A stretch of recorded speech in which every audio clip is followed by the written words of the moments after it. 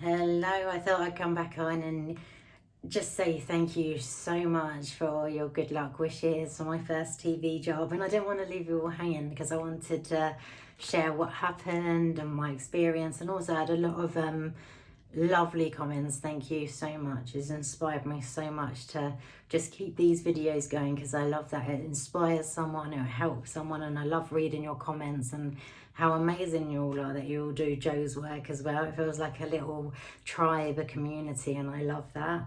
So also there was a few questions that I wanted to answer as well, about how to stay in the field in your waking state and stuff like that. So first of all, we go to my day filming my soap, the soap I was in. It was absolutely amazing. Everybody was so lovely. It was just a joy to do. It felt like a bit of a dream, to be honest, because I waited so long, like 12 years, but then it felt like I'd always been there, and it felt so natural to me. I got there and had a dressing room, and I saw I was sharing someone, but they hadn't arrived. And I got into I played a sonographer, so I got into my scrubs. It was like burgundy colour. I was all getting excited. It took a while to get on set, and when we was on there, because I played a sonographer, there's loads of technical stuff, but I was just so present. It felt so natural, and there's so much going on around you with so many people filming and other crew, but I just kept in my zone and I just kept present with the other actor. The other actor said she'd never had to use so many things like I did in that scene, and in the whole year she's been in it, but I didn't even think anything of it. I just did it. It just felt very natural. And I never thought, oh, am I doing it right? Should I do this? And I thought, you know what, if I'm not doing it right, they're just going to tell me anyway. So I just did what felt right. I felt I was present. I did my meditations before, in the morning. I felt grounded. Yeah, it was really good. And then in the dressing room, I met an actor who was in it for 10 years, has been in the soap for 10 years, and she was so nice. We got on like a house on fire. I was telling her about Joe Dispenza and things like that. So overall, I was there for about 6 hours, which is quite rare really, because a lot of my friends say, oh, you'll be in and out in like a couple of hours. And I wasn't, but I really loved that experience on set and then meeting the other actors. It was just like a dream. I really loved it. So thank you all for your beautiful messages and support. I'm so grateful for it. Honestly, when I read it, my heart bursts open and I can't stop smiling. So I wanted to share that journey with you. And Joe Dispenza says, things come in mysterious ways. Don't expect the way you think it's going to be, because it's always going to be different. And it's so true, because I got an audition for that soap 12 days before for a completely different role. It was for a court scene, and it wasn't really my kind of character, to be honest with you. It was just nothing to it. I was just reading out someone's, what they did on that night of the murder or something like that. And it was just, it wasn't me. It was just, didn't feel right. So I didn't think much of it. Sent off a tape. 12 days later, my agent calls me, 9:50. I'll never forget, in the morning, because I've never had a call from him in my life, saying they'd like to call him back. And he said, oh, they'd like to give you a straight role, offer you another part and give you a straight offer. You don't need to audition. And when I read it and I saw it as a stenographer and it was a nice, empathic, warm, caring role, I was like, oh my God, Joe was right. It comes in ways you never expect. This is quite unheard of in the acting world. Usually, if you don't get that, you don't get it. So it was really nice for the right opportunity to come my way. I didn't go, oh, well, I can't even get that job. The old self would have done me, oh, what am I doing wrong? Poor me. That would have been my old self. But my new self went, oh, well, we're going to carry on meditating. Oh, no, we're not going to feel anything. We're just going to stay in that good vibe, and the outcome was even better than I ever dreamed. So that's when I love it when Joe says something and it actually happens, and I'm like, oh my God, it really is true. Also, my agent wanted me to go and have some new headshots done, and he wanted me to go to some specific photographers in London, especially one called Yellow Belly, and They're about £350 a shoot. And then I live in Manchester, so that's like another £100 for the travel and food. So it would have come to about £500, you know, for the day just to get some headshots. And there was a competition for Yellow Belly where they wanted to give all the money they made to a charity, and they'd only charge actors £100 for a professional shoot. And I mean, they had like 25,000 interactions on Instagram and Twitter, and I think they chose 25 people, and I got chosen. So I only paid £100, and I went to London yesterday on my birthday. So it was really special because it just came in an unexpected way. My friend just tagged me in it, I tagged my friends in it, and I got selected, and I paid £200 instead of what would have been £500. So, and it came in a completely, it arrived in a different way to how I imagined, and it was extra special, and the pictures are amazing. I'm so chuffed, the quality, and it just gives all sides of me, you know, to get the right castings, the inspiring, the good, you know, the things I want to get. So that was really good. So I love that. When Joe says things come in a different way, don't imagine it to be this way or that way, it really is right, because they both come in completely different ways. And I love the surprise. I love surprise. I'm in awe and surprise, and I have so much trust and faith, and that is because of the constant meditation, the constant date with the divine, the constant connection. You know, I feel that's why we all feel a little bit separate, and we have the fear and the not connectedness, is because we think we're alone. But when you connect and you have the date with the divine, and you do the work and you get deeper and deeper, you start to know that you're actually not alone. You're actually being guided. And if you could just move out of your way and stop controlling and have the utter unwavering faith, because we have free will. Divine can't come in if you control and you try to stop it. We have free will. So if you can just move aside, do the work, and trust that, just do the work and be present in the moment, that everything will shift, because it has to, because you're in a different possibility. There's endless possibilities. There's endless timelines. Just getting the right one. You know, something Joe said to me, and I know it is completely true. And when I say this, you'll be like, oh yeah, that's so true. Is he said, people only change when a massive crisis comes in. And that's when they will do 3 meditations until they wake up, get up, and they're the new person.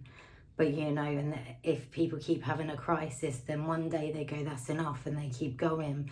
But I don't want to wait for the crisis.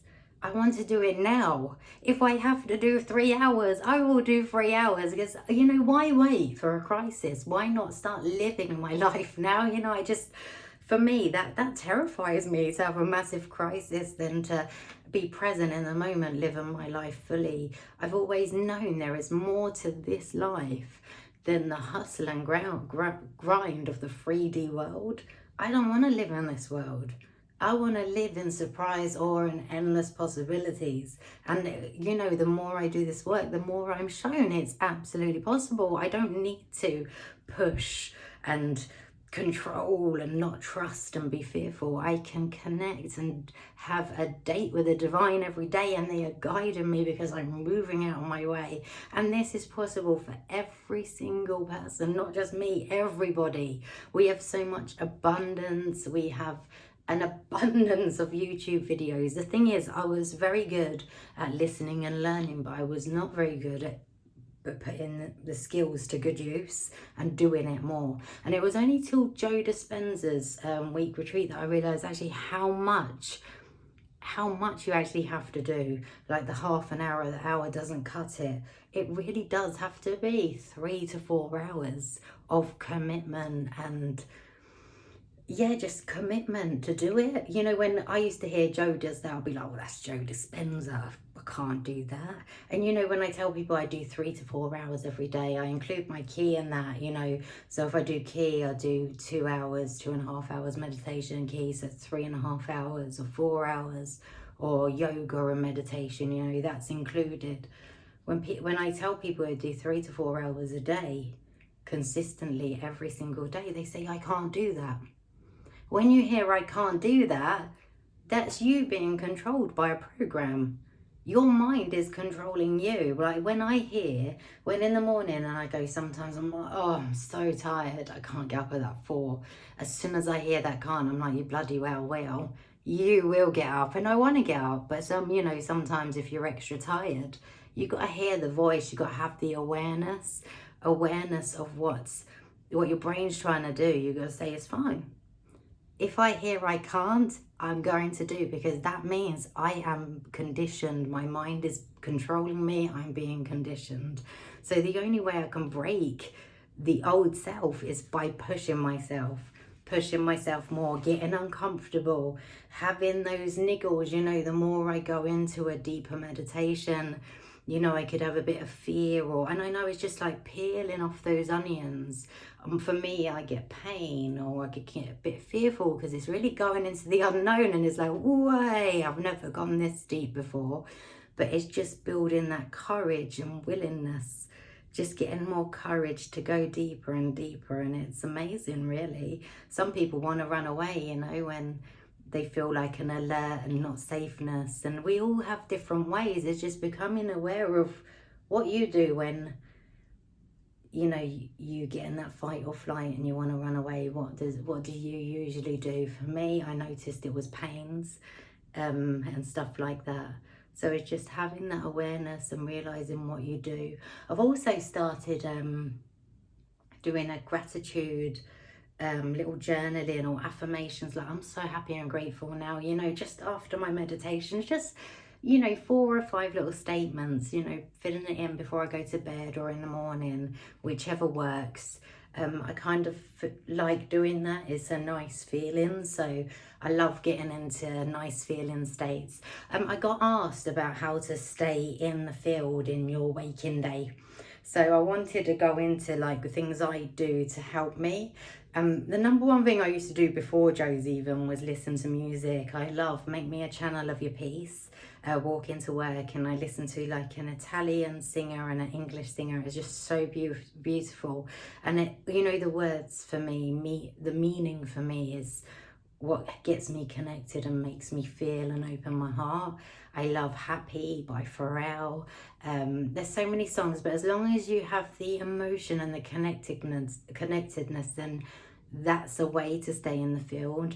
I love inspiring films, you know, that really burst open your heart and you're crying because they're inspiring and they've got courage and willingness. And I loved, I saw The Woman King on Saturday, and my word, you know, just how they overcome their struggles and their courage. And I love anything that inspires me like that. So films, my partner loves watching funny things, you know, he'll laugh to himself consistently, like just watching funny videos so that can keep you in the field. You know, breathing is very helpful. Also, sometimes when we get in a fear state of fight or flight mode, we tend to go like tunnel vision and just go, you know, just seeing straight. We don't, but if we open our glance a little bit and take in the surroundings, we take in the trees, and we, you know, we look around and we're taking everything in a wider glance, opening your vision with your breath, connecting to how you're feeling, just breathing in and opening up your glance. And that's another way to stay in the present moment. Dancing is a wonderful way to stay in the high vibration. Also, I found, because I was a bit of a people pleaser, and if someone was upset and having a moan, I'd agree, and then all of a sudden I'll be in their vibration, and then it tunnels, or bitching and gossiping, and then I'm in their vibration. And it's learning just to have the awareness, no judgment, no nothing, allowing the person to talk but not getting involved, and allowing the person to hear themselves, to stop themselves and change the subject. Because when you allow them space for not saying anything with no judgment, they can really hear themselves. So those are sort of ways that you can you can stay in the field without just meditation, because it's so important, you know, to meditate, but then you have to live your life every day as if, you know, become that new person. You have to be that new person so you can no longer do things you did in the past. And just by having the awareness and doing little things, even if you're at work, connecting with your breath, taking a moment, having an awareness, breathing, you know, if that's all you can do at that moment, and that's you. We have that all within us. Also, I talked to this lovely lady last week, and she didn't go to Joe Dispenza's retreat at all, but she, for about 10 years, she had an illness and she had low moods. And I think about a couple of months ago, she just said, that's it, enough is enough.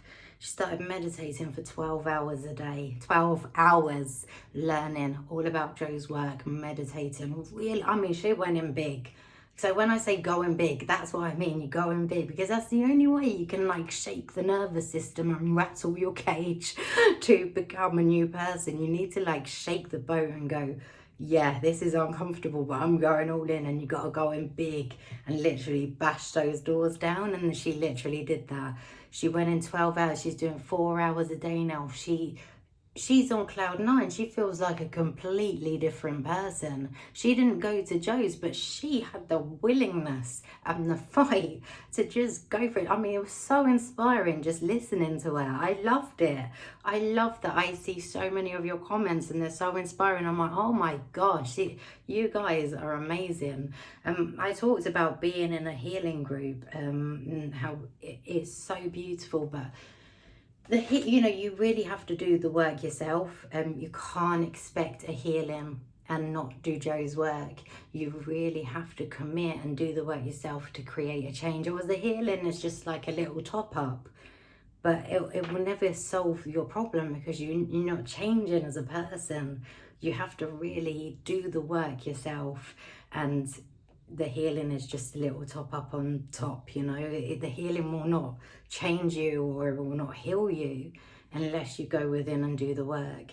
There's loads of, if you go on Joe Dispenza's site, there's a coherence healing sites that you can read about. There might be groups on there, but my group only take people that have been to the retreat, only because they know how it's done and it's easier for them. But there is on Joe Dispenza's site, if you go on, there's loads of meditations, there's and there's a coherence healing group thing set up there. So I'm not quite sure what's on there, but I'm sure there'll be details. But it's not just about relying on the coherence healing, it's about really, really doing the work and going big. And if you're telling yourself like, oh, I can't do that, then that means you really got to, because there's, you know, as soon as you say you can't, you're letting something control you. You're letting your conditioning control you, and you're going to stay stuck in your past. Or if you put the blame to others, well, I can't because of that person, or I want to change that person, or I can't change, you're letting your outside environment control your inside. So it's all within us. We have, every single one of us, there's not one person who cannot not do this. Everybody has access to themselves. So, and it's free. You just got to be able to put the effort in. And, you know, we can all start being the flock and connecting. And I suppose everybody that listens to this video knows, you know, you know when you hear the truth. And, you know, Joe says the soul stays dormant for many years. It's like Groundhog Day until it wakes up and it creates a crisis because it can't no longer cope. And I suppose when we all listen to this, our souls are like, I know, I just don't know how to get there. But I learned through, you know, having that week that you really do need to go in big, and you are going to feel uncomfortable, and it might not feel right. You might get niggles, you might want to run away, you have a million excuses. But you just got to go, no, it's not going to beat me, because I'm going to have a date with the divine. And once you connect with the divine, there's no going back. And once you see the things start happening, you're like, oh my God, this is amazing. I didn't have to control this. I trusted this. I feel so connected that I don't worry about anything. I just stay in the present moment and have a good time. I appreciate everything. What else was I going to say? I realised, like, going to Joe's, if someone went to me, am I worthy? I would have gone, of course I'm worthy. I'm worthy but I am worthy. Of course I am. Why wouldn't I be? You know, because I've always been a positive person, but I realised how unworthy I actually was. You know, you can ask someone, go, do you feel worthy? And they go, yeah, of course I do. Why not? I mean, some people might say, absolutely not, I'm not worthy, I don't feel enough. And, you know, there's two ways to go about this, but my mentality was, of course I'm worthy, I'm deserving, I'm worthy, of course, why wouldn't I be, you know? And then I realised I really wasn't. I was really feeling unworthy, and the attachments I had. So when I say I realised I felt I was unworthy, was I'd go, oh, well, I need to lose weight. Yeah, I can't be this big. I don't like how I look. Oh, no, I don't look good. You know, like, you pick holes in yourself, in your inner monologue, the inner dialogue of what you're saying to yourself. And that's when you know you feel unworthy, because you're just picking yourself to pieces. And it was only when I actually fully embraced myself and I went, no more diets. You can have whatever you want because I love you exactly the way you are. And I really appreciate everything about my body, that it can walk, it can breathe. You know, once I let go of that, and I didn't, like, you know, oh, I should look like this, or even doing the TV thing, I didn't even diet. I don't know what I look like, I don't care, because I'm not going to do that to myself, because I am worthy and I am enough now. And then I fully realise what it is to be worthy. And once you get the worthiness, then you just got to have some willingness. The willingness to go all in, to go big. Big, not 10 minutes, not 30 minutes, just go big. Do it for a couple of weeks and see what happens. Because once you feel the connectedness, you never feel alone. Once you're able to get out of your own way and you feel that connectedness, that date with the divine, you're not going to go back. There's no way you'll go back. It's incredible. And then when you have the willingness, you need the courage. The courage of a lion, and then all of a sudden you're spiraling up.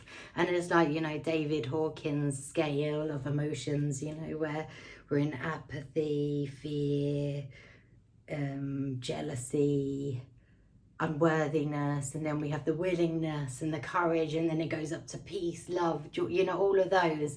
And that's where it comes to. So it needs the getting past all the unworthiness, fear, to the willingness to want to change, to the courage to make that change, and then you're just going up, up, up. The only way is up.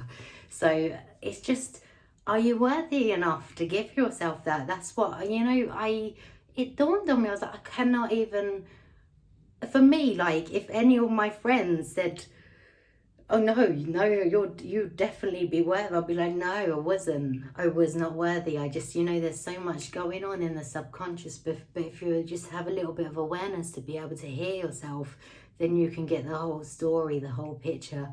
All it takes is that awareness of what you're actually saying, and then it's the willingness and the pure courage to go for it.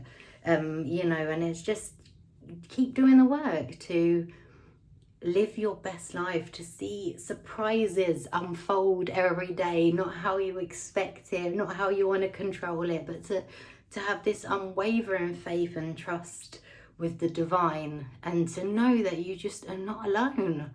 You know, I feel like that's where we all feel so separate, because we feel like, oh, it's just us in this big, scary, big world. But actually there's more to it than we even know, you know. There's so much guiding us, and we just got to get out of our way and allow it to come through. I really love doing the blessing of the energy centers, because I remember Joe saying that he felt quite tired sometimes and he didn't know why. So he created the blessing of the energy centers.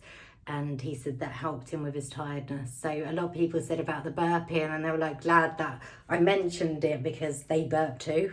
Yay to burpers. But it's clearing out the energy. It feels like it gives your chakras a wash.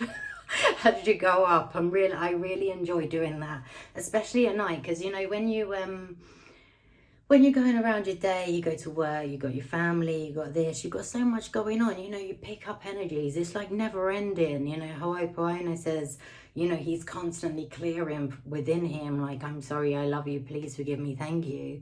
And it's the same sort of thing, really. You got to cleanse your chakras, so letting the burps come up or move in your body, you know, it's all natural. It's all how it should be. We're just tapping in to the natural way that we're designed to do this. You know, our bodies are incredible. We are designed to burp. So let it out, guys. Don't worry about it. I love it. When I actually burp, I just love the I feel like it's freedom. It just releases something, and it just feels so good. And I understand why Joe did that. I think it's so important to work for the flow of your energy. You know, that it constantly, your chakras are constantly, or your energy centers are constantly worked on, so you can, yeah, so they just work in flow. And yeah, I hope you enjoyed this. I love making these videos. I love how inspiring everyone is. I love how much love you send to me, you know, wishing me well, and I love how much this helps you. So I hope this video has helped you too. And yeah, stay tuned for some more if you like. But I love these are my experiences that I'm having, and I love sharing them with you. You know, everybody might have a different experience, but I'm glad so many of you can connect to this, and you're feeling exactly the same. So I'm really grateful. Thank you.